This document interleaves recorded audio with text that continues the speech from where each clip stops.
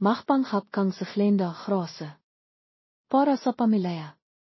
Ang ito sang ina niya ay parang sentensang kamatayan. Bimagsak ito sa pandinag ni grase na kasang bigat mendong pinapasan niya mila pa ng mahkamivang. Dito sa maliit at masikip na dressing room sa likod ng simbahan kung saan ang amuing makabalaklak at 5 kaway ay nakahalo sa tensaon, pakiramdam ni grase ay isa siyang manikang pinipilit isuot sa damit na hindi kanaya. Ma, hindi ko kaya, halos pabilong niyang sabi, ang buses ay haralhal, pinipagang takot at masamang loob na ilang araw nang namimiyo sa dibdib niya.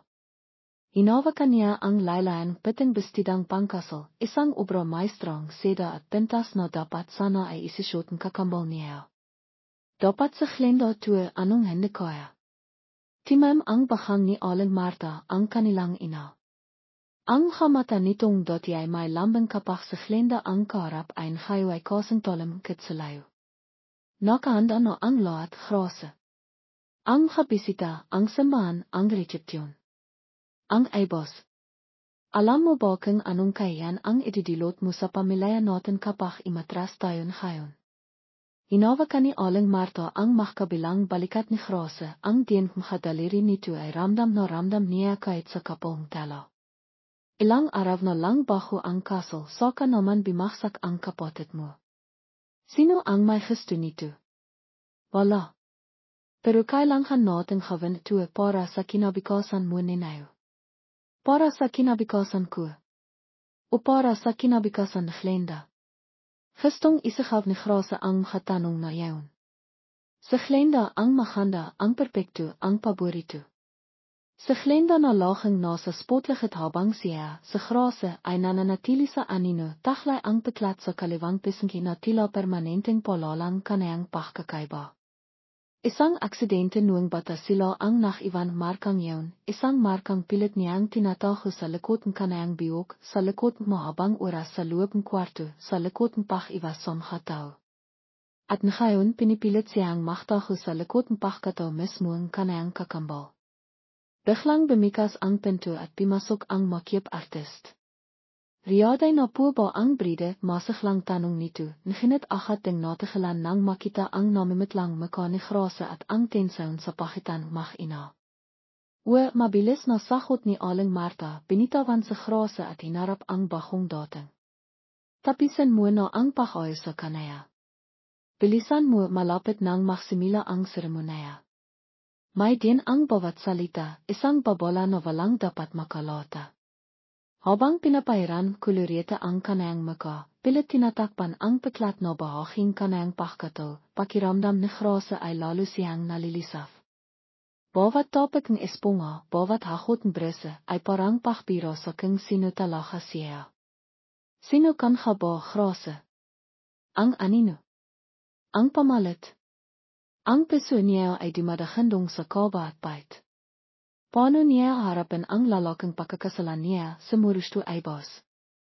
Isang Jew. Makapangyarihan. Matalino. Nakita niya ito sa litrato kasama ni glenda gwapo, seryoso, tila may sariling mundo. Paano kung malata siya nito? Paano kung sa inang tingin pa lang ay mabisto na siya?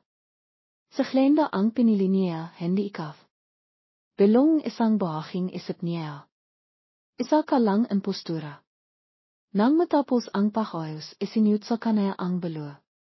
Ang manipis na talang yun ay naksobang harang sa pagitan niya at ng mundo, isang harang na nakakabli sa kanayang takot, sa kanayang peklat, sa kanayang kasinanghalangan. Pero pakiramdam niya, mas lalo lang siyang nakakilong dito. Grase, tawag ng ina niya, mas mahinaon non ngayon, naginit may pakisap sa tuna. Anak, para sa pamilya. Isipin mo na lang ang kapatid mo nakapapakaling sa ospital. Gusto mo bang mas limala pa siya kapag nalaman niyang hindi natuloy ang kaso na pinangharap niya? Pagmamanipila. Alam ni grase na ginagamit ng ina niya ang kalagayan ni glenda para pimayag siya.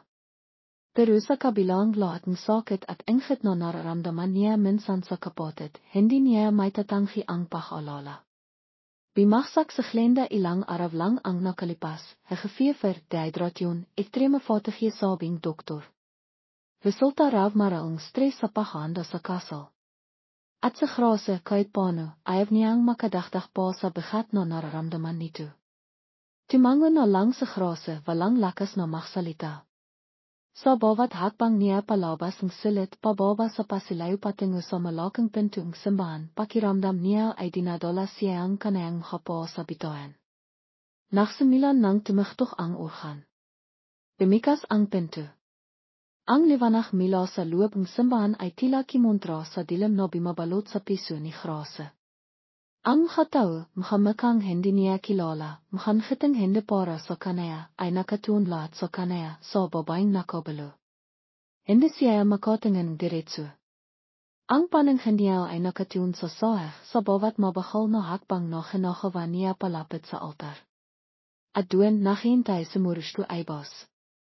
Nakasut ito ang eleganteng itim na tisado, tiwit ang pagkakatayo, ang mga mata ay nakatun sa kanaya.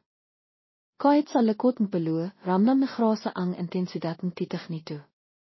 Hindi ito ang malamig at malayang tingin na inasa niya mula sa mga litrato. May kakaiba. Isang klaseng pakisisa marahil pagtataka. O baka kini niya lang yung dalang matinding kaba. Diyos ko, tilinghan niyo po ako. Pikit mata niyang dasal. Baka niyo po akong lakas na malampasan ito. Nang makarating siya sa altar, inilaot ni Morushtu ang kamay nito. Nakalanlangan sa grase. Ang kamay na yaon, dapat kamay ni Glenda ang hawak niyan. Naginit sa isang marang tangumila sa kanayang ina na nasa gilid, at sa tingin pa rin na tila nagsasabing oras na, wala siyang nakawakinde tanghapin ito. Ang lamig ng kamay ni Morushtu ay timaho sa manipis na gewantes na suot niya. O baka siya lang ang nanlalamig. Ang init ng palat nito ay tila nanghangisap ng ano. Hindi niya alam. Ang seremonya ay parang isang mabilis na panaginip o bangungot. Ang kasalitang pari ay dimadon lang sa kanayang tainga. Ang kasahot niya ay mahina, halos hindi marinig. Nang oras na para sa palitan ng singsing, nanghanginag ang kamay niyang inabot ang daliri ni Morushtu. Nang isut nito ang singsing sa kanaya, pakiramdam niya ay pusas iyon na nakakilong sa kanaya sa kasinanghalangang ito. Hanggang sa dimating ang kinatatakitan niyang sandali. Ay may nufkeste bride anin sa yung pari. Natakilan ang lahat. Tila ay mento ang pahinga ni grase. Ito na. Ang pagsubok. Makikilala ba siya? Mahalata ba niya ang pagkakanwari niya? Nakita niyang nakalinlangan si Morushtu. Isang sakando lang yun, nahinit para kay grase, yun ay isang walang hanghang sandaling pakiesha. Timanghan ito sa kanaya, ang hamata ay pilit sinisilip ang nasa likod ng peluwe. May bahit ng paktidida. Wach mong itiloy, sa kawang isip na grase. Nahinit walang salitang limabas sa bibig niya. Marahan itinos ni Morushtu ang belo. Hindi lahat. Kanti lang. Sapat para makita maral ang kanayang baba, ang kanayang halabi. Nakapikit sa grase, hinihintay ang pagtaming belenghan, ang pagtangge, ang iskandalo. Pero walang dimating. Sa halip naramdaman niya ang isang marang pagtampi. Hindi sa lobby. Kenda sa gilid lang nito malapit sa kanayang panga. Isang halik na makalang, kontrolado, nahinit may kakaibang init. Tila isang pakilala, hindi pa libos pero isang pagtanghap sa seremonya. Umaral, isang paron para hindi malatang iba ang sarili nitong pag-alinlangan. Nang limayo ito, imbes na kayan, ang nakita ni grase sa mga mata nito, nang maklakaslop siyang dimilat, ay hindi halit, kundi isang mas malalim na pagtataka. Isang tanong na hindi masabi. Pimalakpak ang mga tao. Natapos ang seremonya. Nagsimula ang kasinanghalangan. Habang mahkawa kamay silang naklalakat pala sa altar, sa gitna ng mga pakbati at pakbibinay, isang mapait na ngiti ang gemiet sa mga labi ni grase sa likod ng belo. Siya sa grote alano, ang babaeng may peklat, non ngayon ay mas aibos sa panghalan ng iba. At ang lalaking katabi niya, ang asawa niya sa matang batas at nilipinan, ay may kitub na hindi siya ang babaeng dapat nitong pinakasalan. Nginet hendi nitu pinegelan ang kasel. Bakit? Ang tanong no yaun ay imaling gaf sa isip niya, kasabayang mapait no pakiramdam isang tagumpay no hindi naman kanaya at isang hinaharap no pinung takot at pagkakanwari. Ang pagtatahong pagmamal at kanayang tinay no pagkato ay naksimila po lang. Ang kainang arab ni Grosse bilang mas ay bos ay isang malakang palaisipan. Bawat kilos ni Murushtu ay talibasa inaasahan niya. Imbes na malamang na pakikitungo o direktang kumpirmasyon partidida nito, ang natatanggap niya ay atensyon. Isang klaseng atensyon na hindi niya mawarikang pakisisa ba o simpleng pagiging makinulang. Nakakalito.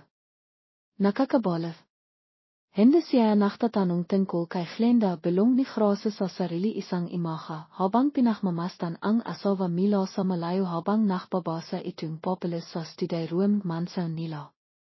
Ang mansion isa pang bahay no hindi niya kinasanayan.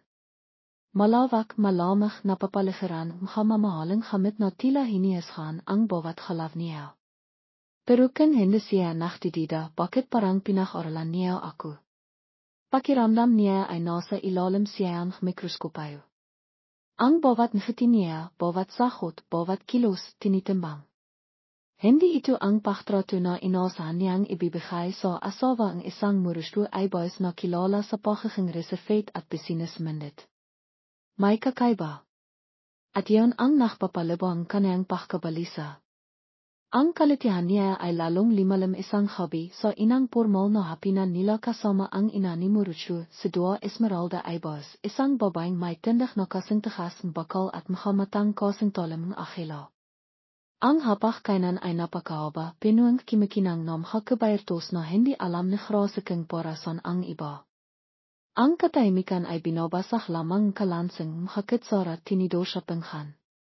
Sue hiya, simila ni Dua Esmeralda, ang tenghan ay diretso kay Grosse. Kamusta naman ang adjustment mo sa bahong bihay may asawa? Hindi ka ba nahirapan? May himahang pakisisa sa buses nito pero ramdam na Grosse ang underlying scrutiny. Nakimiti sa Grosse pilit tinataho ang panghanginahang kamay. Okay naman po mama, sahot niya hinahamit ang tawag na itiniro sa kanayang sariling ina. Mabait naman po si Murushtu. Sa pagpanghit niyang panghalan lalaki na patingin ito sa kanaya. May bahang ngiti sa mahalabi nito, nahinit ang hamatatila may ibang sinasabi.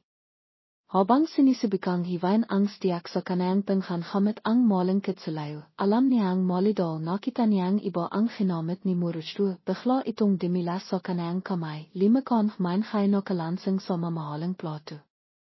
Napapikit sa Grosse sa hiya. Pakiramdam niya ay imakayat lahat dugo sa kanayang muka. Ito na ba ang sinasabi niya, hindi siya bahay dito. Sa Glenda ang sanay sa ganitong karanghaon, hindi siya.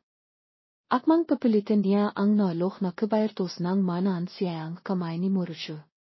Kiniya nito ang kitsalayo mila sa sahig, iniabot sa isang katilong na ahat limapit, at kimihang malinis na pamalit mila sa khilit. Hanawa niya iyon nang walang sinasabi, nginit may lambing sa kilos isang hindi inasahang pag-inawa. It happens, mahinang sabi ni Murushtu, ang tenghan ay nasa kanaya pa rin. Isang maliit na ngiti ang similay sa labi nito bago bumalik sa pagkain. Hindi yun nakaligtas sa matalas na mata ni Dua Esmeralda.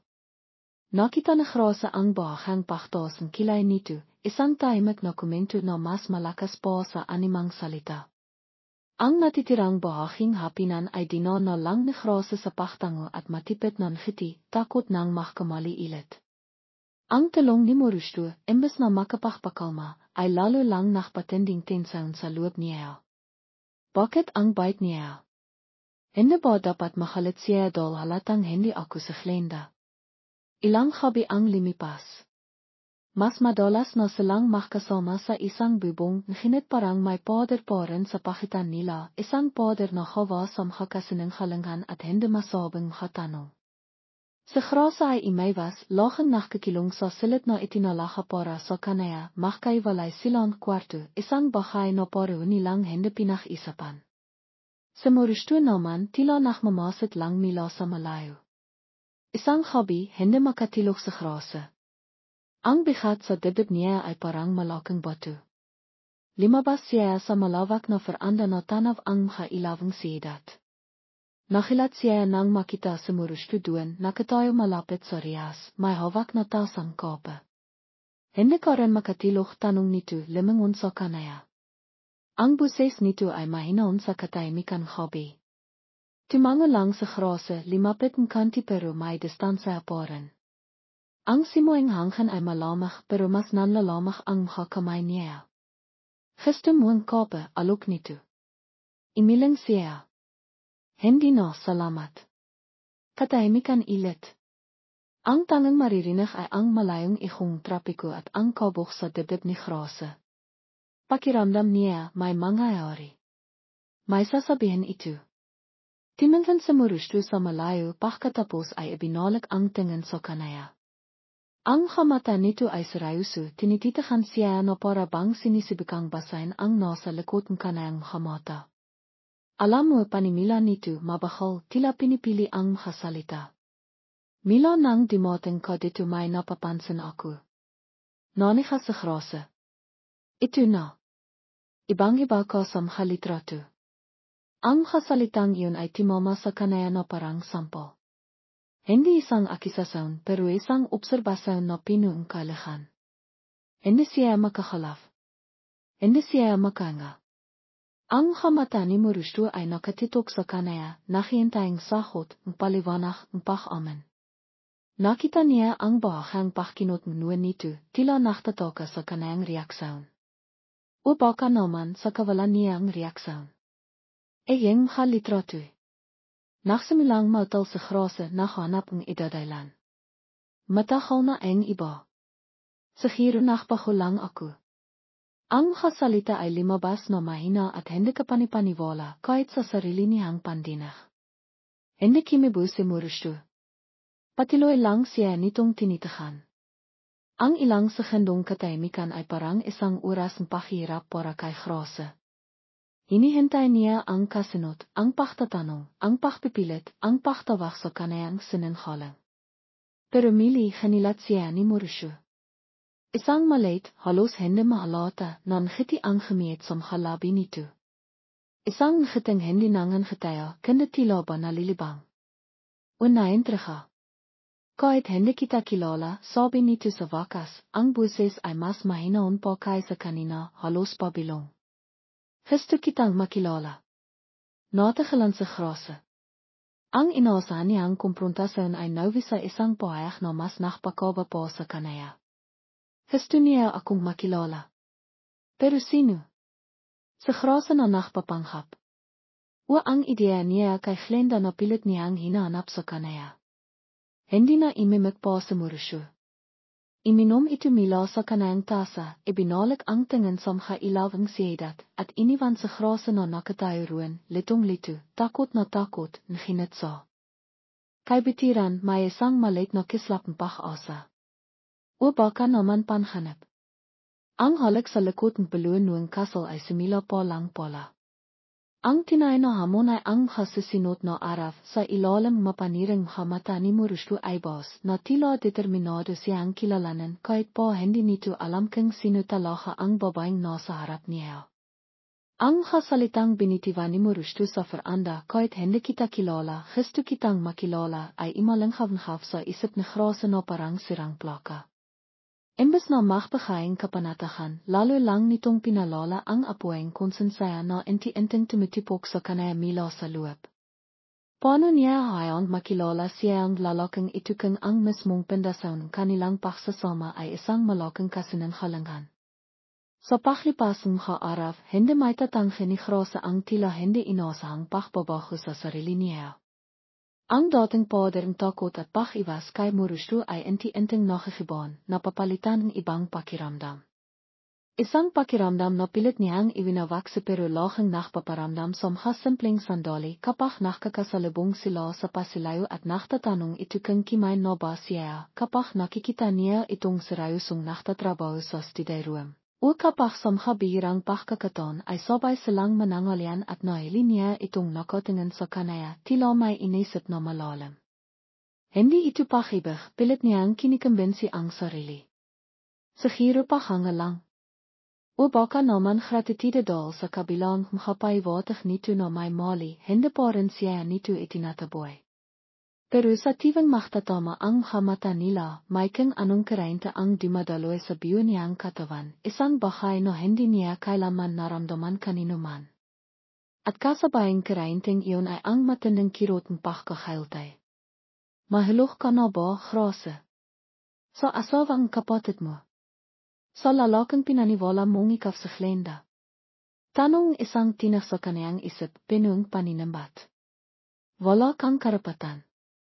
Ang bigat sa kaniyang dibdib ay parang nagiging isang permanenteng bahagi na niya. Bawat nakitini mo rusto, bawat makalang na kilos, ay parang patalim na lalong sumisikat sa kaniyang biti. Gusto niyang imaman. Gusto niyang isikaw ang totoo. Pero ang takot sa makaposibleng kainatnan, ang halit ni Morusyo, ang kayan ng pamilya, ang lalong pagkasirang relasyon nila ni Glenda ay pumipigil sa kanaya. Isang hapon, habang nililigbit niya ang ilang gamit na naiwan ni Glenda sa dating silid nito, nangayon ay pansamantalang ginagamit niya, isang 5 album ang nakit ng kanayang mata. Biniklat niya ito. Makalitrato nila ni Glenda noong makabata pa sila, makakawig na makakawig, maliban sa piklat na wala pa noon sa Grase. Napanghiti siyang mapait. May makapanahon palang halos paro sila. Nakinit sa makahiling pahina, nakita niya ang makabahong litrato. Sa Glenda at sa Morusyo. Makakiwa nila sa inhakaming partay nila, makalakat nila, makanghiti at tawanan na halatang kiwabaho pa bimaksak sa Glenda. Masaya sila. Bahay na bahay. Sa Glenda nakniningning sa tabing seryoso pero halatang masayang sa Morusyo. At sa ilalim ng album, may isang sobra. Nang buksan niya ito, isang pamilyar na larawan ang nakita niya, ang opisyal nilang weding foto. Siya nakasuot ng peluw katabi sa Morusyo sa altar. Nakinit may pinit ito sa gilid tila nakisuot o aksidenteng napinit. Kiniya niya ang litrato, hinaplos ang bahaging napinit. Sa giro ay isin ko na lang toe naisip niya. Baka mapansin pa ni Mama Esmeralda. Hinanap niya ang stotjetape sa drawer ng 5 stiday-table ni Glenda. Sa pahalingkat niya, isang-isa pang litrato ang nakita niya, nakatago sa ilalim ng kapapel. Ito ang original na kopya ang weding foto, ang hindi napinit. Pero hindi lang yan. Sa tabi nito, may isa pang litrato, sa Glenda at sa Morusyo, kiwa sa parong araw ng kasal, pero halatang kiwa bago pa ang seremonya, marahil sa pictorial. Sa Glenda, suot ang bestida, walang beluwe, ang maka ay maningning, nakangiting pagkatamis-tamis kay Morusyo. At sa Morusyo, nakangiti rin, isang ngiting hindi pa niya nakikita mila rito ng personal. Isang ngiting pino ang pagmamahal. Parang sinaksak sa Grase sa peso. Ito ang dapat na nangyari. Ito ang totoong eksena. Sa Glenda ang dapat na naroon hindi siya. Ang litratong hawak niya, ang litrato niya kasama sa Morusyo sa altar, ay isang pikeng kopya ng realidad. Isang pagkakanwari. Nabitawan niya ang halitrato. Ang kamay niya ay nagsimilang manghanach. Tumingin siya sa salamin na nasa harap ng tabla. Nakita niya ang sariling refleksyon, ang babaeng may piklat sa pisngi, nangayon ay may piklat na rin sa piso dahil sa kasinanghalangan. Ang liha ay nagsimilang mamiyo sa kanayang mata. Hindi ikawan, Grase belong niya sa sarili. Sa Glenda ang babaeng pinili niya. Sa Glenda ang mahal niya. Ang bawat pantak ay parang lason na 5 lason sa kanayang kaliliwa. Ang hilt ay hindi na lang basta mabigat, ito ay nakakamatay. Samantala sa kabilang bahaging sidat sa isang moderno opisina na may tanawin buong Metro Manila, kausap ni Morusyo ay boss ang kanayang pinakakatiwalang kaibigan at abogado si Marto de Silva. Marto, iniit ay tulog into sumitang forma seryosong sabi ni Morusyo, nakatayo malapit sa bintana, ang mata ay nakatanaf sa malayon hinit ang isip ay nasa mansaon.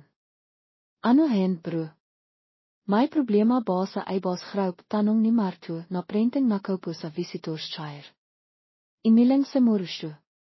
Hindi. Personal tu. Himarap siya kay martu, ang maka ay may bayat mpakkalito at determinasaun. It's about. Flenda. Kaminot ang nua ni martu. Sumasyay bas. Akala ko kay na kayo. Kasal na kayo, diba? Timango sa morustu, nginit may pak alinlangan sa kilos. Kasal na kami. Pero may hindi tama, martu. Limapit siya sa mesa, sumandal dito. Samila pa lang nuang kasal, may kitub na ako. Tatkis behin te file. It felt different. Hindi pamilyar. Baka naman kinakabahan lang kayo pareho, siestiyo ni martu. Hindi lang hen. Kahit ni morustu. Ang hakilos niya. Ang hasahot niya. Minsan kapag naisip kami tungkol sa mga bagay na dapat alam niya, makalugar na pinintahan namin ni Glenda, maka-inside jokes namin parang blanco siya. O kaya naman imaiwas. Natahimik sa martu pinapakiramdaman ang kaibigan. Bihira niyang makita sa morustu na ganito kabah-kabah lalo na pagdating sa personal na bihay. May mga simpleng bagay pagpapatiloy ni morustu ang buses ay bahaghang bimaba. Terwijl sa handles shitlerij hertaste en koffie hindertig masa na lala ko kay Glenda. Magang ang kwento niya tungkol sa pamilya nila may mga detalye na iba. Iminga siya ang malalim. Ang tentieres des vulnerabiliteit. A certain sadness in haar eyes na hindi ko malalang nakita kay Glenda noon. So anong gusto mong gawin ko tanong ni martu sa rayusunan ngayon. Gusto kong imbestigaan mo ang background na Glenda alano. De streetlei. Itus ni morustu. Check records, schoolhistorie, hospital records, aanuiting dat magitsov inconsistenties. Gusto kong malaman kung may nangyari ba sa kanaya bago ang kasal na hindi sinasabi sa akin. O kung may iba pa akong dapat malaman. Hindi niya masabi ang hinala na nasa kaibitiran kanayang isip pero alam niyang naintindihan siya ni martu. Timango sa martu. Sige bro. Ilahante it pero mag ingat ka.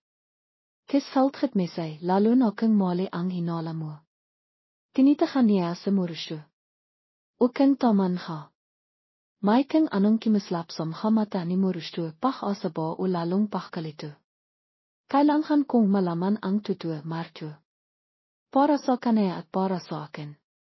Habang ang imbestigasyon ay lihim na nagsisimula, sa grasa naman sa mansaon ay lalong nalilinot sa kanayang pagkakanwari.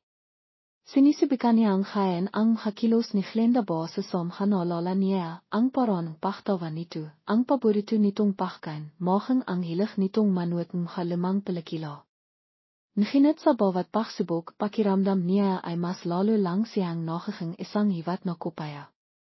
Isang hobby habang nanonood sila ng paboritong romantic comedy ni Glenda sa sala, isang bagay na sinabi sa kanayang ina niyang gawin para mas maging kapanipaniwala. Hindi niya napigilang mayak sa isang iksinakang sa nakaiwalay ang habida.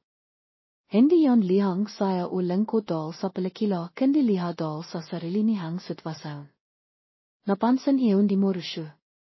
Araw ukay tanong nito may pag-alala sa buses. Mabilis na pininasan ni grasa ang liha. Pilit niyang ngiti. Nakakayak lang talaga tong part na tuwe paborito ko kasi tu. Pero ang tingin ni morustu ay hindi nakbago. Tila hindi ito naniniwala. Hindi ko malalang naging yaukin kasam ganitong pelakila noon mahinang sabi nito halos sa sarili lang. Natigilan sa grasa. Isa na namang pagkakamali. Isa na namang bitas sa kanayang pagkakanwari. Ang halihim sa likod ng salamin, ang salamin na nakpapakitang kanayang refleksyon at ang salamin na nagsisilbing harang sa katotohanan ay inti-inti nang nababasag. Ang konsensaya niya ay sumisihaf.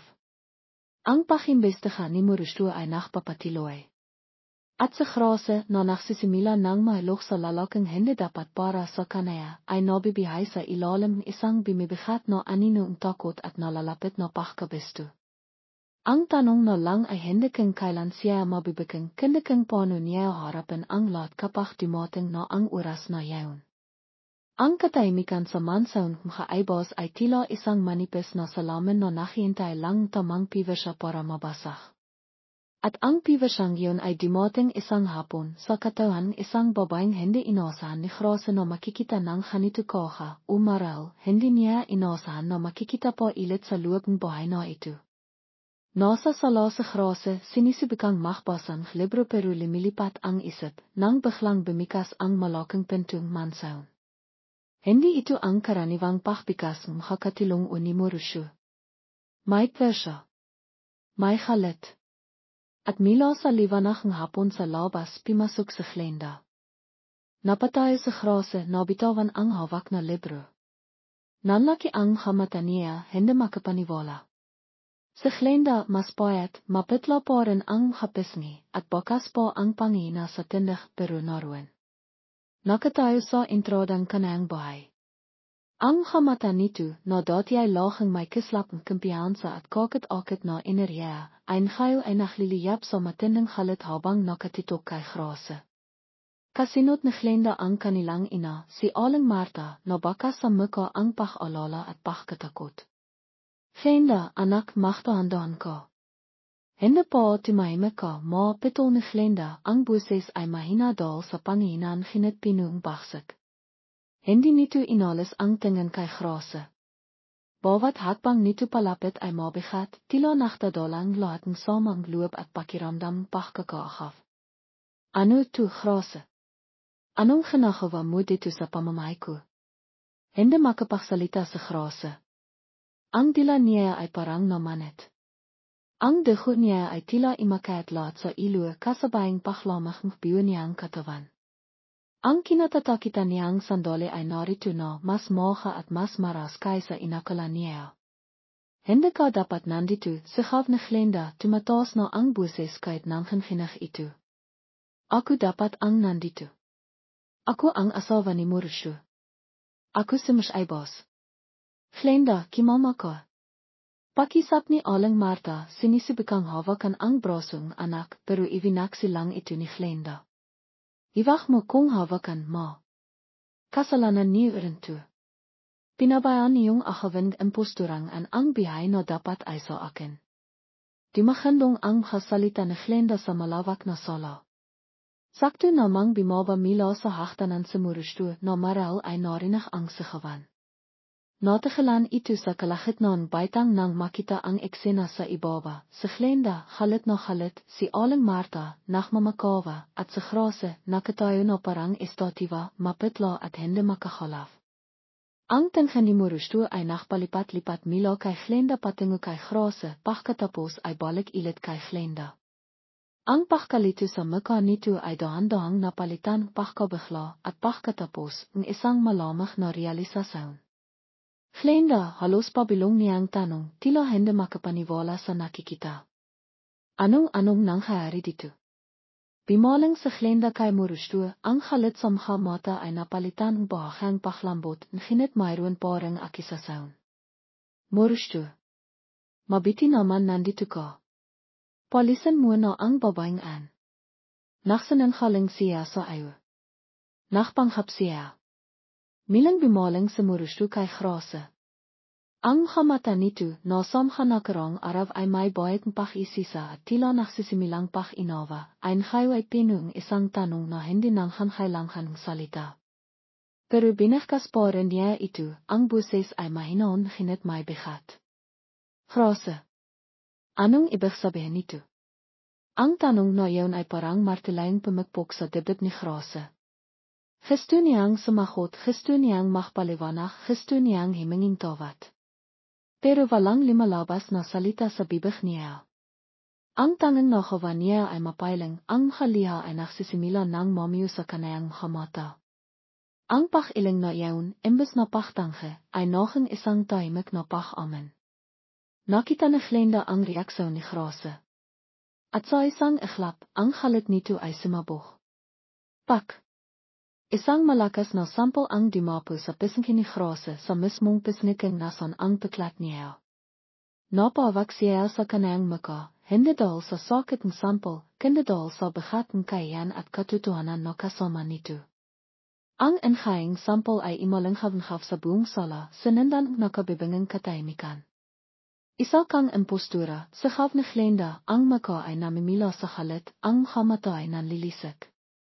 Mang achaf. Inachaf mo ang asawa ko. Inachaf mo ang bihay ko. Ang salita ay timahos kay grasa na parang hapenel. Nakatingo siya, hindi makatingan kanino man, ang haliha ay malaya nang dimadaloy sa kanayang hapesengi. Ang sakit ng sampol ay wala kumpara sa sakit ng pagkakailtay at pagkabihuno nararamdaman niya. Timenghan siya kay murustu nakahanap ng animang reaksyon halit awa pagkadisgustu kahit ano. Nginit ang maka ni murustu ay blanco. Isang malamig, hindi mabasa na ekspresyon. Tiningnan nito sa glenda pagkatapos ay sa grasa na para bang tinitimbang ang dalawang baba, ang dalawang katotohanan na biglang sumampol sa kanaya. Pagkatapos ng ilang sandaling matinding katahimikan, walang sinabi si Murushu. Hindi ito nagtanong pa. Hindi ito simahaf. Timalikot lang ito. At nagsimilang mahlakat palayo. Pagkat sa haktanan kingson ito nang halang kanina. Walang lingon likot. Walang salita. Ang pagtalikot na iyon ay mas masakit pa kaysa sa sampol ni glenda. Iyon ay isang pagtangge. Isang pag-abandona. Isang hatol. Naiwan sa grasa sa sala kasama ang halit na sa glenda at ang natatarantang si Aling Marta, nginit pakiramdam niya ay nag-isa siya. Lihon, basak ang puso at naharap sa mahapirasong bihay na siya mismo ang dumirohdal sa isang kasinanghalangan. Ang lalaking nagsimila na niyang mahalin. O ang lalaking pinangharap niyang mahalin siya ay timalikot na. Ang khalo ay nagsimila pa lang. Ang tinay na sakit ay kararating pa lang. At sa grata alano, ang babaeng laching nasa anino ay milang naiwan sa dilim, isang dilim na siya na mismo ang limaka. Walang salita. Walang paliwanag. Walang palam. Sa loob lamang ilang oras matapos ang kumprontasyon, iniwan ni grata alano ang mansayon makaaibas. Ang dala lamang niya ay isang maliit na bag na naglalaman ng ilang personal na gamit, makadamit na kanaya talaga, hindi ang makapinamili para kay mas aibos at ang bigat ng buong mundo sa kanayang makabalikat. Hindi niya hinintay na palayasin siya. Hindi na niya kailangan pang marinig ang makasalitang magtataboy sa kanaya palayo. Ang pagtalikot ni Murustu, ang nakapoy na makamata ni glenda, ang dismayadong maka ang sarili niyang ina, sapat na yaon. Alam na niya. Tapos na ang pagpapanghap. Tapos na ang lahat. Habang naglalakat siya palabas ng malaking khote, hindi niya nilangon ang mansaw na nakingtahanan niya sa loob ng maikling panahon, isang tanang hintuman ang mahapader ay nakingkilinghan naman kanayang kaliliwa. Wala siyang nakasalubong na kahit sino, maliban sa gwardiya na nakpikas ng khote para sa kanaya, ang maka nito ay walang emosyon, tila sanay na sa mahadramang nakahanap sa loob ng mahapader na yaon. O baka naman itos mila sa taas na hivak na siyang kausapin pa. Sumakay siyang taxi, binigay ang adres ng terminal ng bus papuntang probinsya, sa maliit na bayang kinalakyan niya, sa Isla de Felicia, isang lugar na matagal na niyang tinalikiran sa pag-asang makatakas sa anino ng kahapon. Pero ang kayo ay tila isang kanlangang tinatawag siya pabalik. Ang biyahe sa bus ay mahaba at nakakapagod, ngunit hindi niya ito naramdaman. Ang isip niya ay manit blanco. Paminsan-minsan, nagfa-flashback ang mga eksena, ang sampol na glenda, ang mga akisasyon nito, ang malamig na pagtalikot ni Murustu. Bawat alala ay parang tusok ng karayom sa piso niyang basah na. Isa kang impostura. Mang achaf. Ang pagtalikot ni Murustu. Napapikit siya ng marin. Hindi niya mapigilan ang halihang tahimik na dumaloy mila sa kanayang mga mata. Hindi liyang pagsisisi sa pag-alis, kundi liyang sakit para sa sarili, sakit para sa mahanasaktan niya, sakit para sa pag-ibig na nagsimilang mamikatkat sa maling panahon at sa maling pagkakataon. Minahal ko ba siya? Tanong niya sa sarili. Ang sagot ay dumating na kasing paiting apto. Kahit alam niyang mali, kahit alam niyang sa Glenda ang nasa isip at piso nito, minahal niya sa murusto ay boss sa sarili niyang paraan. Ang murusto na nakita niyang nakalala, ang murusto na nakikinah. Ang murusto na nagsabing gusto siyang makilala kahit hindi siya nito kilala. Pero ang murustong iyon ay para kay Glenda pala hinahanap, hindi para sa kanaya. Nang makarating siya sa Isla de Felicia, ibang-iba ang sumalubong sa kanaya kumpara sa Maynila. Ang hangin ay sariwa, amoy dagat at lipa. Ang hataw ay simple, ang bahay ay payak. Bumaba siyang trikaitle sa tapat ng kanilang 5 bahay, isang bahay na hawa sa pinaktakpitakbang kaway at ayero, may maliit na bakiran kung saan naklalaro sila ni Glenda noong bata pa sila. Walang tao.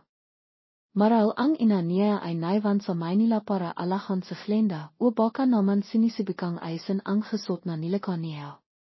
Mas mabiti na rin sa Giro. Kailangan niya ang panahon para sa sarili. Pimasok siya sa loob. Ang alikabok ay medyo makapal na tandang ilang lenghong pagkaabandona. Dimiretso siya sa maliit niyang kwarto sa diluang pasilayo, ang kwartong saksi sa kanayang hapangharap at sa kanayang halihim na lihan noong dalaha pa siya. Imipo siya sa halit ng 5 papah. Ang katahimikan ay halos nakakabangi. Dito, walang mamahalang kurtina, walang malalambot na carpet, walang makatilong na nakabang. Dito, siya lang at ang sarili niya. Siya lang at ang katotohanan. Tumanghala siya at nakita ang isang maliit at medyo naninilaw ng salamin na nakasabit sa dingding. Ang salamin iyon. Ilang beses na niyang tinitahan ang sarili doon, lachang nakatun sa isang bahay, ang peklat sa kanayang kaliwang pisngi. Ang peklat na naging simbolo ng kanayang pagiging iba, ang peklat na pilit niyang tinatakpan ng biyog o makip, ang peklat na nakpapalala sa kanaya na hindi siya kasing perpekto ni Glenda. Tumayo siya at dahan-dahang lumapit sa salamin. Sa pagkakataong ito, hindi niya iniwasan ang kanayang refleksyon. Tinitahan niya ito ng diretso. Nakita niya ang pahot sa kanayang mata, ang pamimigtumila sa pahyak sa bes, ang bahang pamimilang pisnikang san siya sinampal ni Glenda. At nakita niya ang peklat. Hindi na niya ito tinakpan. Hinayaan niyang makita itong sarili niyang mata sa ilalim mapisayaw na ilaw na pumapasok sa maliit na bintana. Hinaplos niya ito ng maran. Hindi na ito masakit sa pisikal, matagal na. Pero ang sakit na dala nito sa kanayang kalooban nandun pa rin. Ito ang dahilan kung bakit ka lachang nasa. Anino? Ito ang dahilan kung bakit hindi ikaw ang pinili. Ito ang marka ang iyong pagiging hindi sapat. Ang halamang belong kanayang insecurities ay bumalik. Nahinit sa pagkakataong ito may nakiba. Sakit na ang sakit at pagkabigo may sumibol na pagtito. Isang pagsibay sa mga paniniwalang matagal nang nakatanim sa isip niya. Hindi. Hindi lang ito ang pagkatako. Biglang pimatak ang malakas na ilan sa labas. Ang tinuhang pagpaksak nito sa ayruang bibong ay parang misikang kalikasan na sumasabay sa namimiyong bahayo sa kanayang kalooban. Limabas siya ang bahay, tumayo sa maliit na silong sa harap, pinanuit ang pagbiusang ilan na tila hinihasan ang alikabok sa mhadon at sa lipa. At sa gitna ng malakas na biusang ilan, sa gitna ng kanayang kalangkitan at pagkasawi, isang hindi inasahang lakas ang bimalong mila sa kaibitiran niya. Itinaas niya ang kanayang maka, hinayang mabasa itong ilan, hinayang anirin nito ang halihang milang dumaloy. At pagkatapos, himinga siya ang malalim at simahaf. Isang sihaw na nanghaling sa kanayang kaliliwa, isang sihaw na nakpapalaya sa lahat ng sakit, lahat ng takot, lahat ng pagkakanwari. Ito ako. Ang sihaw niya ay nilamon lakas ng ilan, pero para sa kanaya, iyon ang pinakamalakas na salitang binitiwan niya sa buong bihay niya. Hindi na siya si Glenda. Hindi na siya ang anino. Hindi na siya ang pamalit. Siya sa grote Alana. Ang babaeng may peklat sa pisngi. Ang babaeng nakamali, nasaktan, nginit ngayon ay pinipiling tumayo mili. Ang pachtang sa sarili ay masakit, pero sa kana ina ang pakakaton sa mahabang panahon nakaramdam siya ang kalayan. Isang mapait na hinatutue na kalayan. Samantala pabalik sa Maynila sa opisina ni Mauricio Aibos, kausap nito si Marco. Katatanghap lang ni Marco ilang paunang report mula sa investigador na inipahan nila. Bro, confirmet sabi ni Marco inilapah ang ilang dokumento sa mesa ni Mauricio. May inconsistencies talaga. School records of na itong sa grasa ang laging honorstudent, Hende sa Glenda.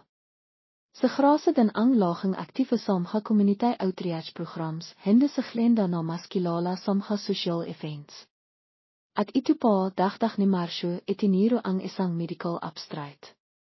Ang aksidente nila noong bata sila hindi simpleng aksidente lang according sa ilang nakakalam sa probinsya nila. Makang may kinalaman daw sa Glenda kung bakit nakapaklat sa grasa. Nakatitag lang sa Mauricio samga papel, naginit ang isip niya ay lumilipat pabalik samga araw na kasama niya sa grasa as Glenda. Naalala niya ang kapagkakataong nakikita niya itong tahimik na nakabasa sa library, ang pagtilong nito sa isang katilong na nabitawan ang tray, ang sensiridad samga mata nito kapag napag-isapan ang pagtilong sa iba. Ang lengkot na nakikita niya minsan kapag akala nito ay hindi siya nakatingin. Naalala niya ang pagiging simple nito, ang pagiging hindi komportable sa karanghayan, ang maling kubertos na ginamit, ang pagyak sa pelikula na hindi naman dapat iyakan ni Glenda. Ang lahat iyon ay makapaiwatig na binaliwala niya dahil mas pinili niyang paniwalan ang kasinanghalangan.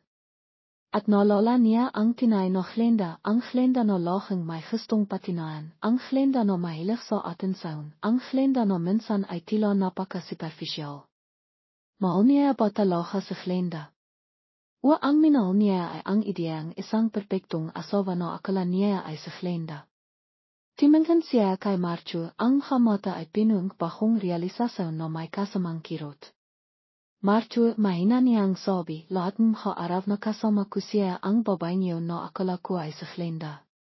Iminto siya, tila nahirapang tanggapin ang katotohanan. Mas naging totoo siya sa akin kesa sa totoong Glenda. Ang sandaling katahimikan, ang hitina tila may itinatago, ang mata na pinung lengkot, lahat yun ay dahil sa bigat ng kanayang kasinanghalangan, pero ang kabaitan, ang pagiging matilingin, ang sinseridad iyon ay sa grasa. Ang tinay na grasa. Ang babaeng hindi niya binigyan pagkakataong makilala. Ang babaeng sinaktan niya sa kanayang pagtalikod. Nasan siyan ngayon tanong ni Mauricio, ang buses ay may halong pagsisisi. Imiwina raw sa probinsya nila. Isla de Felicia, sagot ni Marcio. Napatingin sa Mauricio sa bintana, samga gesaling sidat na tila walang pakialam sa personal niyang drama. Narealisan niya ang totoo. Nalaman niya kung sino ang babaeng nakpatibok ng piso niya sa likod ng pagkakanwari. Pero, hili na ba ang lahat? Ang tanong ay nanatiling nakabitin sa hangin kasabayang imahe ni grasa na sumisakaf sa gitna ng ilan, isang babaeng niyakap ang sariling peklat at katotohanan, malayo sa kanaya.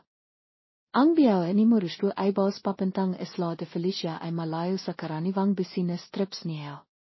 Walang private jets, walang literay sedans na naghihintay. Isang mahabang biyahe sa eroplano patungo sa pinakamalapit na siyudad, sinundan ilang oras na biyahe sa pansabaki-bakong kalsada, at naktapos sa isang maliit na bangkang demotor.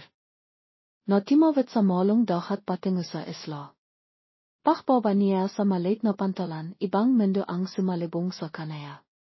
Ang hangin ay may alat ng dagat at amoy ng lipa. Ang init ng araw ay direkta sa balat, hindi na sa solang makanaktatosang gesali. Ang hataw ay simple ang pananamit, ang hanghiti ay tila mas madaling ibigay, at ang ritmo ng bihay ay alatang mas mabahal kumpara sa Maynila. Pakiramdam niya ay dayan siya, hindi lang dahil sa kanayang formal na kasyutan na akat nakakyang ilang mapaniring tinghan, kundi dahil sa bigat ng layunin na nakdala sa kanayaruan. Hindi niya alam kung saan magsisimula. Ang tanging alam niya ay ang panghalan, Grota Alano. At ang 5 address ng pamilya nito na nakya niya mila kay Marco. Nachlakat siya patingo sa direksang itinirong isang manginggista, dala ang isang malit na bakbak at ang determinasyong hanapin ang babaeng tinalikiran niya. Ang don papunta sa 5 bahaeng alano ay makipot at hindi sementado. May mga batang naklalarong timbang preso sa gilid, tindang sari-sari na pinong tsismis at tawa, at matatandang nakaupo sa kanilang balkon, mamasit sa dimaran. Bawat hakbang niya ay pakiramdam niya ay sinisendan mata. Nang marating niya ang adres, isang simpleng bahay na hawa sa kaway at ayro ang timambat sa kanaya. Tahimik. Walang tao. Kimatok siya ang ilang beses, ngunit walang sumasagot. Wala hong tao diyan, sir, sabing isang baba mula sa katabing bahay na naktidilig ng halaman. Medayo may edad na ito, ang maka ay kilibot na sa araw ngunit ang mga mata ay masisa. Si Aling Marta ubo at si Glenda ang hanap niyo. Nasa Maynila po ata. Sa grase imiwining isang araw pero hindi ko pa nakikita ilit limabas. Napalangon sa murusyo. Ito na ang pakakaton niya. Ah, opo. Sa grase po sana ang sada ko. Kaibahan po ako. Pilit niya ang pinanatiling kaswal ang tuna. Tinasan siya ang kilaing ala. Kaibahan. Taka Maynila ka. Ngayon lang kita nakita dito. Halata ang paktidida sa buses nito. Sa maliliit na komunidad na tulad nito, kilalang lahat ang isa't isa. Opo, medayo matahal na rin po kaming hindi nakikita, sagot ni Murusyo, imaiwas sa direktang pagsisinunggaling pero hindi rin nagsasabing buong katotohanan. Baka po alam niyo kung saan ko siya pwedeng mahanap. Tinitahan siya ang alamila ilo hanghang po. Makang importante kang tao. Ano ba talaga ang kailangan mo kay grase? Imangang malalim sa Murusyo. Kailangan niyang makiya ang tiwala nito. Gusto ko lang po siyang makasap. May hindi kami napag-isapan maayos. Nakita maraong ala ang sinseridad o desperasyon sa mga mata ni Murusyo. Bemintong hininga ito. Naki, ewan ko lang kung makikipag-isap ayon ngayon. Balita ko may mabigat na pinagdadaanan. Pero kung gusto mo siyang makita, subukan mo din sa maliit na eskwelahan malapit sa may bukid ang lagpasang kapilaya. Baka nandun siya. Eskwelahan naktatak ang tanong ni Murusyo. Tumango ang ala may bayad ng pahanga sa buses. Sa grase. Han ang babaeng laching nachtutiro sa mga batang hindi kayang makbayad ng taityon dito sa amin. Pagkatapos ng trabaho niya dati sa munisipyo, dumidiretsuhan din para tiruan ang mga bata makbasa at maksulat. Libre. Walang bayad. Mila pa ng dalagaan ano ang ginagawa. Mabait na bata ang sa grase kahit pa alam mo na.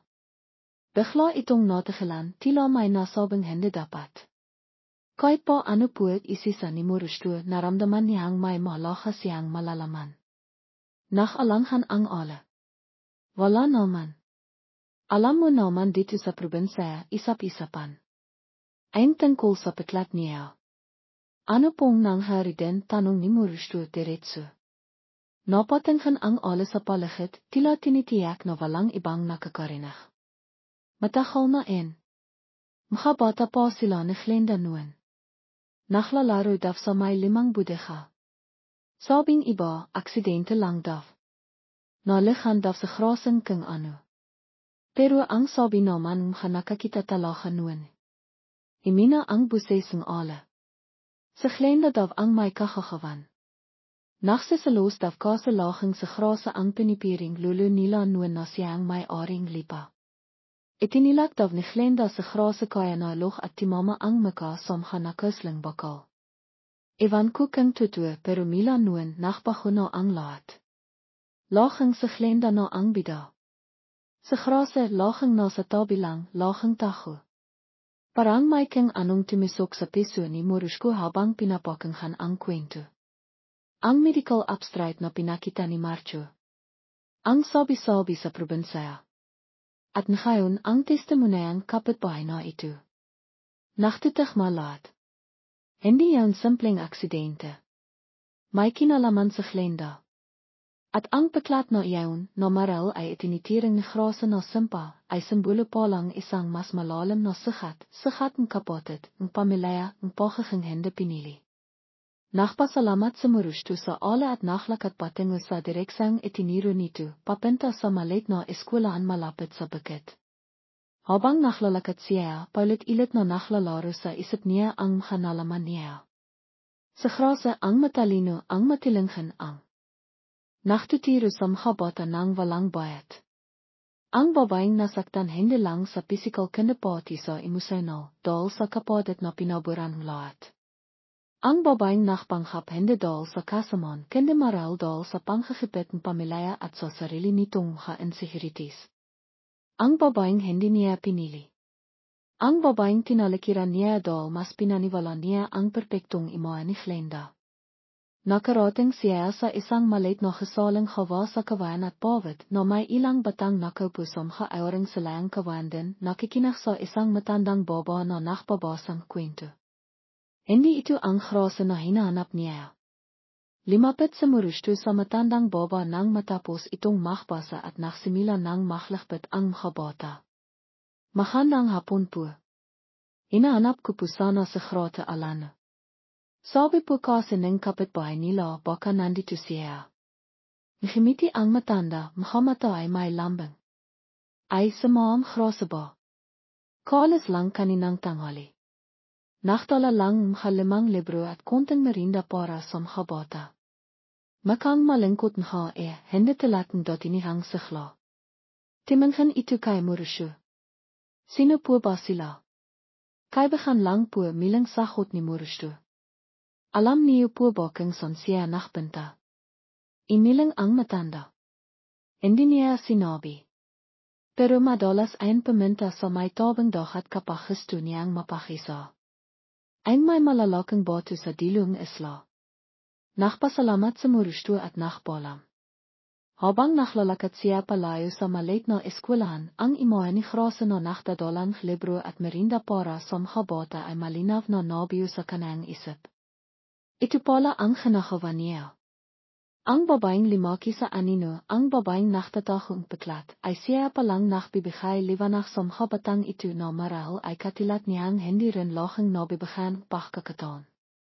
Ang grase na nakilala niya sa Maynila, ang tahimik, ang tilalahing nag-alanghan, ang may malingkot na mga mata, ay hindi lang dahil sa pagkakanwari. Iyon din pala ang grase na nabiyong mga karanasan niya dito sa isla. Isang babaeng matalino pero hindi nabigyan pagkakataong sumikat.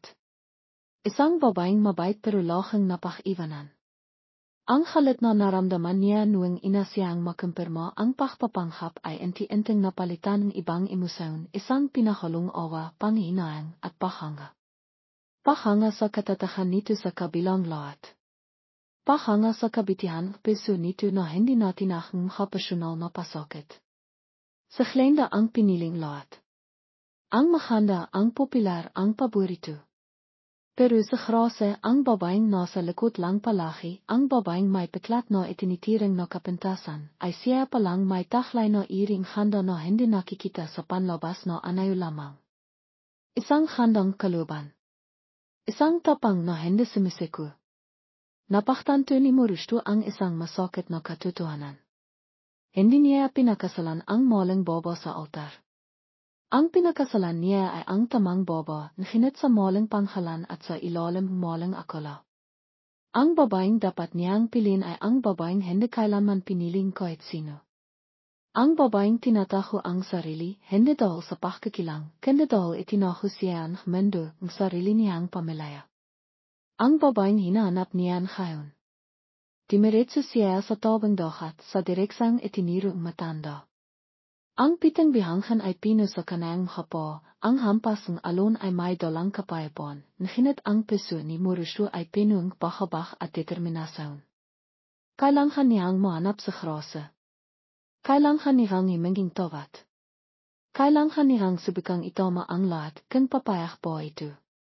Ang halihim isla de Felicia, ang kwento sa likod ng peklat, ang tinay na karakter ng grase ay nabagsan na sa kanaya.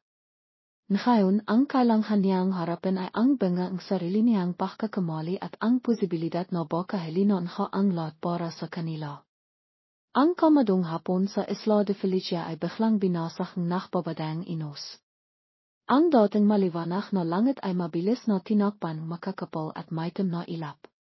Bimilis ang iip ng hangin nakdadalang amoying lipa at lalong nakpapalakas sa alon sa dalampasihan. Isang paparating na bahayo. Nahinit sa Mauricio ay boss ay hindi na tinah. Matapos malaman mila sa ilang mangingisda na papinta sa krasa sa limang bukid ng kanilang pamilya, isang lugar na medyo malayo at liblib, hindi siya nakaksayang panahon.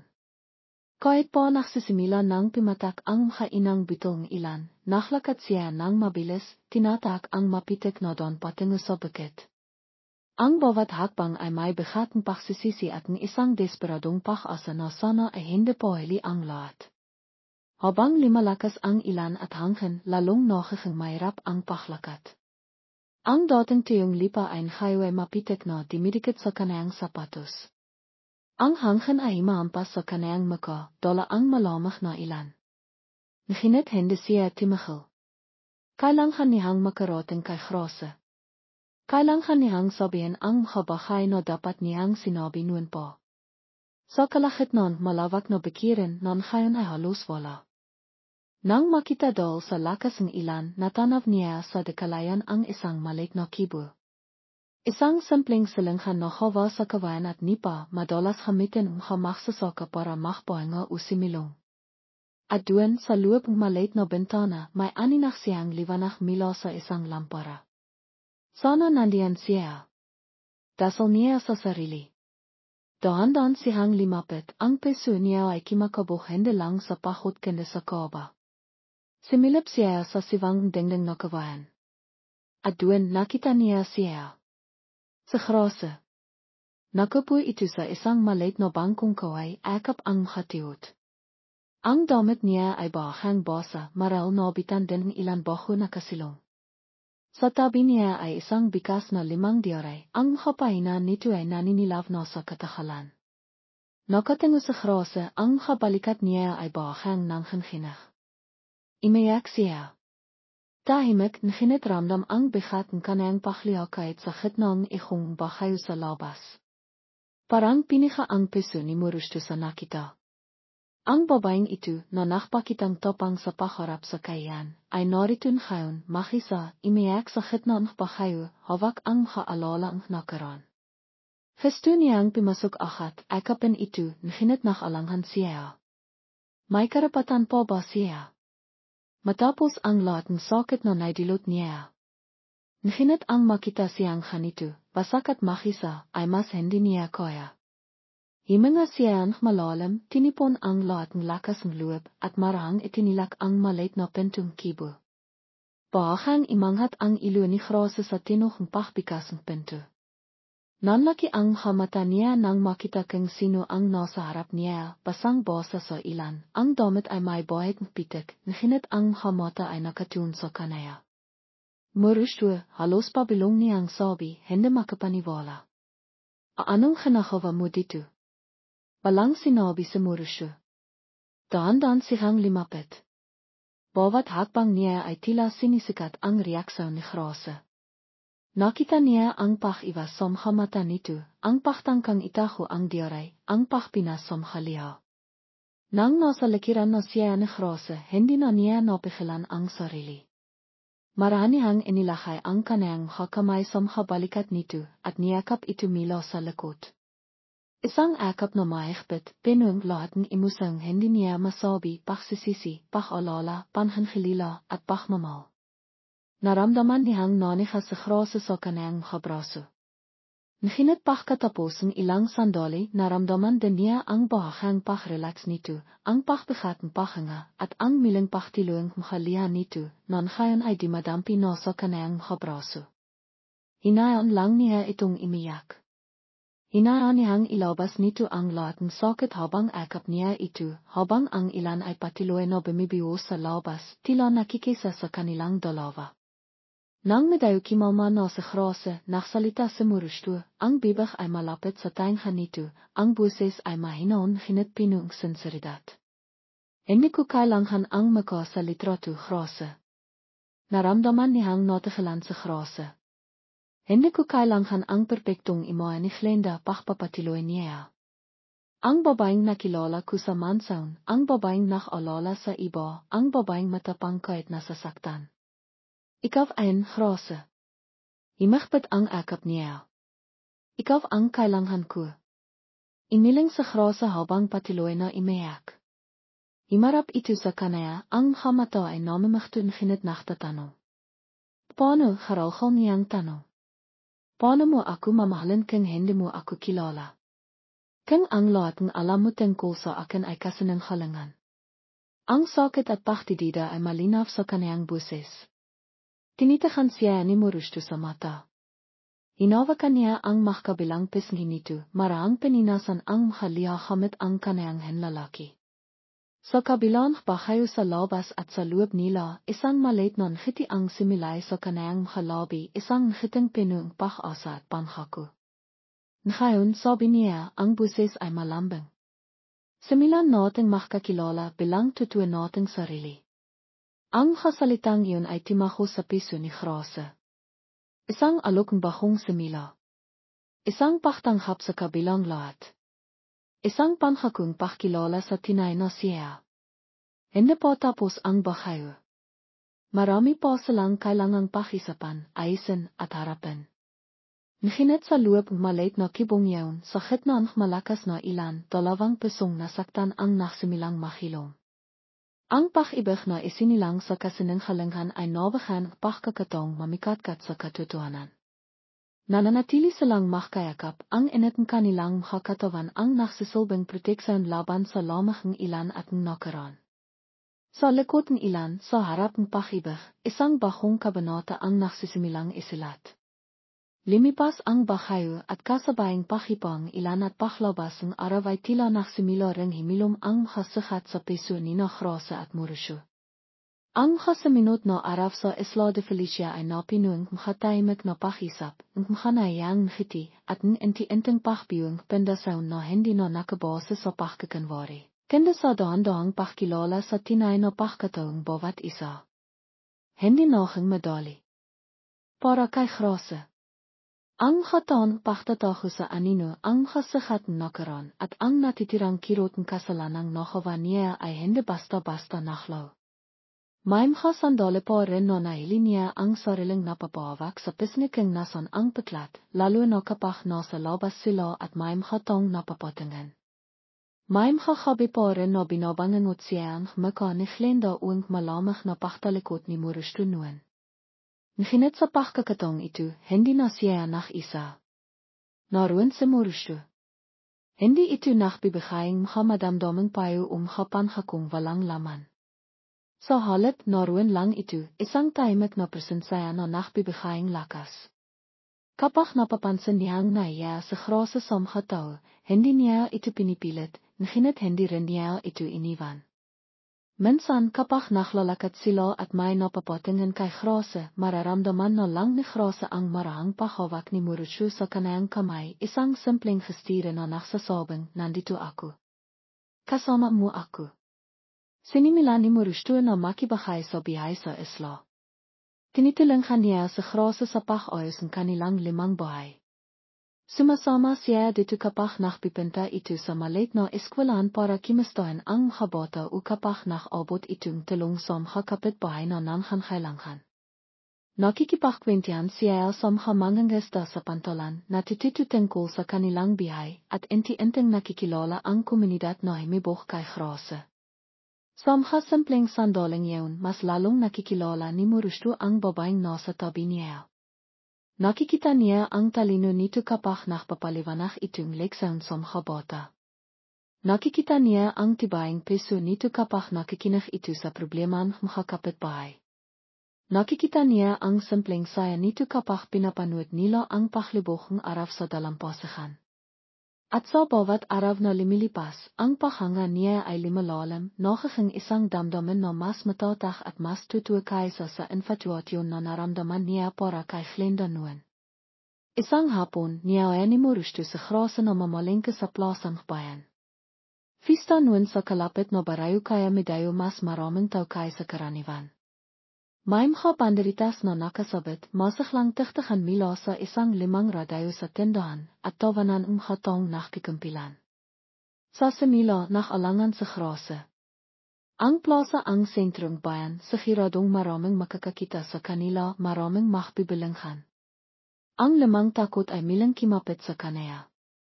Ukay lang ba talaga, tanong niya kay Murushtu, ang buses ay may bayad ng kaba. Timanga sa Murushtu, isang maliit na ngitisam halabi. Bibili lang tayo ang kaba ni Kapitan Bertu. At sabi mo, masarap daw ang petudian sa may kanto. Hindi niya pinilit pero ang alok ay nanduan, isang imbitasyon na harapan ang mundo ng magkasama. Imangan malalim sa grasa. Timanghan siya kay Murushtu, nakita ang tiwala at suporta sa mga mata nito. Similan nating makakilala bilang totoo nating sarili. Ang kasalitang iyon mila sa kibo noong kasaksakan bahayo ay bimalik sa kanaya. Paano sila magsisimila kung patuloy siyang magtataho? Timanga siya. Sige. Habang naklalakad sila papasok sa plaza, ramdam na grasa ang hatinghan. Ang iba ay mausisa, ang iba ay naktataka, sino ang kasama na grasa na takamay nila, at ang ilan, alam niya, ay nakatun sa piklat niya. Noong ina, automatiko niyang itinango ang ilo, tinakpan ng ilang heblang biyok ang kanayang pesenghi. Naginit bigla siyang natigilan. Nalala niya ang sigaw niya sa gitna ng ilan. Ito ako. Dahan-dahan itinaas niya ang kanayang ilo. Inayos niya ang biyok palayo sa kanayang maka, hinayang makitang lahat ang markang matahol niyang ikinaya. Tinaklan niya ang hatong nakatingin sa kanaya, hindi may pahamon, kundi may simpleng pagtanggap sa sarili. Ito ako. Piklat at lahat. May ilang sandaling katahimikan. Ang kabalinghan ay tila himina. At pagkatapos, isang pamilyar na buses ang narinig niya. Grasa iha. At genuang. Eba. Si Kapitan Bertu, ang matandang barangay captain, ang limapit sa kanila, may malapat ng ngiti. Nakita nito ang pagbabago sa tindig ni Grasa, ang hindi na pagtatago. Kapitan, bati ni Grasa, isang maliit na ginitutuwing ngiti ang similay sa kanayang labi. Tiningnan ni Kapitan Bertu sa Grasa, pagkatapos ay si Murushtu, at mili kay Grasa. May pag-inawa sa kanayang mga mata. Alam mo, iha, sabi nito, sapat lang ang lakas para marinig nilang tatlo at ng ilang nakikinig sa malapit. Ang baba ay hindi lang ang kanayang maka. Mas higit pa siya doon. Timanghan ito kay Grasa na may paghanga. At ikaw, Grasa, isa kang patinay diyan. Sa halip na pintasan upang sismisan, ang mga taong nakarinig sa sinabing kapitan ay nagsitanghan. Ang iba ay ngimiti kay Grasa. Isang alin na naktatandang pito ang limapit. Grasa paborito mo Bakong leto. Pakiramdam na Grasa ay nabinitan siyang tinik. Ang takot na matahol niyang kinimkim, ang takot sa pangyayasya, ay napalitan ng init ng pagtanggap mila sa sarili niyang komunidad. Hindi ang piklat niya ang nakita nila, kundi siya sa Grasa ang babaeng kilala nila, ang babaeng tumutulong sa kanila. Limangon siya kay Murushtu at nakita niya ang hindi may tahong paghanga at pagmamalaki sa mga mata nito. Hinawakan nito ang kanayang kamay, mas maihigpit na ngayon at ngimiti. Isang ngiting nagsasabing, sabi ko sa iyo. Sa kana inaang pagkakataon sa mahabang panahon, habang nakatayo siya sa gitna ng plasang kanayang bayan, sa ilalim ng sikat ng araw, hawak ang kamayang lalaking inti-inti niyang minamamili, nakita ni Grasa ang isang maliwanag na kinabikasan. Isang kinabikasan kung saan hindi na niya kailangang magtago sa likod ng beluang pagkakanwari uang kayan. Isang kinabikasan kung saan maaari siyang mahing sa grota alano, ang babaeng may piklat, nginit-higit pa roon, isang babaeng biwa, minamahal, at malaya. Ang paghilom ay nagsimula na. Ang pag-ibig ay milang namimikatkat sa pagkakataong ito sa matabang lipang katotohanan at pagtanggap. Ang dalampasigan Isla de Felicia ay hindi kailanman nog een kasing ganda sa paningin ni Grase Gayang imagang iyon. Ang araw ay sumisikat ng buong ningning, ang sinach nito ay nakpapakintap sa mapiting bihangin at nakbibigay kilay sa asal na dagat. Ang banayad na hampas ng alon sa pampang ay parang isang mahinang misika, kasabayang hining mga ibon at masayang belenghan mga taong naktipon. Walang malaking simbahan. Walang maranghang mga dekorasyon. Walang dandang bisita na nakasuot ng mga mamahaling damit. Sa halip may isang simpleng arko na hawa sa kawayan na pinalamitian mga sariwang belaklakang humamala at sampakaita. Ilang hanaing mga ipuang kaway ang nakayo sa bihanghanan okipadong mga taong taga isla sa Kapitan Bertu ang matandang Jeromila sa maliit na eskwelahan ang alin na kapitbahay nila ilang mga manggangkasta. At ang mga batang minsan nang tiniruan ni Grase na ngayon ay may hawak na malilit na banderitas na hawa sa popol. Sila ang kasaksi. Sila ang pamilya. At sa harap naghihintay sa mursto. Nakasot lamang itong simpleng piteng pulo at kakipans, nahinat sa mga mata ni Grase, ito ang pinakahwapong anayo nito. Ang mata nito ay nasa kanaya lamang pinuang pagmamahal na hindi na kailangan pang itaho upang tidaan.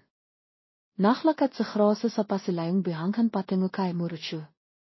Wala siyang hawak na bauhit na hawa sa mga imported na rusas. Ang hawak niya ay isang maliit na kampong hapiting belaklak na pinitas lang sa hardin kanilang kapitbahay. Nakasuot siya ang simpleng piting bestida na hanghang tuot, awari sa malambot na tela na sumasabay sa ihip ng hanghan. At ang pinakamalaha sa lahat, wala siyang balua. Ang mukha niya ay hayak. Ang piklat sa kanayang pisngi ay naruan, hindi tinakpan makapal na makiep, hindi itinaho sa likod ng animang harang. Ito siya. Sa grata alano sa kanayang pinakatutuang anayo. Habang naklalakat siya, nakita niya ang mkhangiting makatao. Mkhangiting hindi mapanghisga, kundi ngiting masaya para sa kanaya. Mkhangiting nagsasabing tanghap siya. Nakita niya ang pagtango ni Kapitan Bertu, ang kimakaway ng mga bata, ang nakpepinas ng lihang alas sa khilit, lihang saya. Nang makarating siya sa harap ni Murutsu, inilot nito ang kamay. Tinanghap niya ito. Ang init ng palat nito ay pamilyar na nginit ngayon, wala nang bayad ng alinlangan o pagkakanwari. Pagmamahal na lang. Pirong pagmamahal. Ang seremonya ay pinanghinuan isang lokal na pari, makasalitang simpleng nginit pinung kalihan. Ang palitan nila ng mga pangako ay hindi mahabang talampati, kundi makasalitang halang sa peso, binitiwan habang makatitikan sila sa mata. Grase, sabi ni Murutsu, ang buses ay bahang nanghanginig sa imusayon sa harap ng araf, ng hangin, ng dagat, at ng hatong ito na nakmamahal sa ayo pinapangako kung mamahalin ka bilang ikaw. Ang Grase na matapang, ang Grase na mapagmahal, ang Grase na naktiro sa akin kung ano ang tinay na handa. Ikaw ang pipiliin ko, araw-araw, habang ako inabibihay. Murutsu, sagot ni Grase, ang halihang kaligayahan ay nagsisimula ng mamiyo sa kanayang mga mata, tinanghap mo ako noong ako ay nawawala sa sarili kong kasinanghalangan. Minahal mo ako sa kabilang aking mga pagkakamali. Hinanap mo ako nang ako ay timakas. Ngayon, sa harap nilang lahat, pinapangako kong mamahalin ka ng buong katapatan, bilang sa Grase na hindi na makatataho pa. Handa na akong harapin ang bigas kasama ka. Ang palitan nilang simpleng singsing na awari sa pilak ay sinalayan ng isang halik na pinuang pagmamahal, pagtanghap, at panghakong isang bahong simila. Walang pag-alinlangan. Walang pagtataho. Nakpalakpakan ang hatao. Ang iba ay sumisakawang umabiyay ang bahong kasal. Ang mga bata ay nakwawahayway kanilang mga banderitas. Ang saya ay simple ng hinitutua. Sa gitna ng mga pagbati at akapan, himiwalay sandali si Murutsu at Grase. Hinawakan ni Murutsu ang mukha ni Grase, ang mga mata nito ay tila sinasalamin ang buong kalangitan. Dahan-dahan hamit ang kaniyang henlalaki, hinaplos nito ang piklat sa pisngi ni Grase. Hindi. Na itu ang peklat na kinatakitan at ikinaya ni grase noon. Samgamata ni murustu iba ang kalihan nito. Itu belong ni murustu sapat lang para marinig ni grase habang ang gamata nito ay pinung pagmamahal at paghanga. Ito ang marka ang tapang. Ito ang marka ang lahat ng pinagdanan mo at nalampasan mo. At pagkatapos maranihang idinampi ang kanayang halabi sa peklat na yaon. Isang halik na mas makalihan pa kaysa sa inang halik nila sa altar noon. Isang halik ang pagtanghap. Isang halik ang pagmamahal sa kabiyan ang kanayang pagkataw. Ito ang babaeng pinakasalan ko dichtong niya tinititikan sa grase sa mata. Sa sandaling yaon naramdaman ni grase ang libos na kapayapaan at kaligayahan. Ang babaeng may peklat ay hindi na anino. Ang babaeng walang beluwe ay natakpian na ang kanayang tinay na tahanan, hindi sa isang mansaon, kundi sa pisong lalaking nakita ang tinay niyang halaga. Mahkawak kamay silang limakat sa dalampasahan habang papalibok ang araf, ang mga anino nila ay himahaba sa bihanghanan. Ang kinabikasan ay hindi na isang malaking tandang pananong, kundi isang bikas na pahina, handa nilang sulatan kanilang sariling kwento, isang kwentong isinilat hinding kasinanghalanghan, kunding katotohanan, pagpapatawad, at isang pag-ibig na mas matatakdal sa nibokong panahon. Ang tinay nilang kasal ay hindi lang isang seremoniya, kundi isang panghakong habang bihay na pagiging totoo sa isa't isa.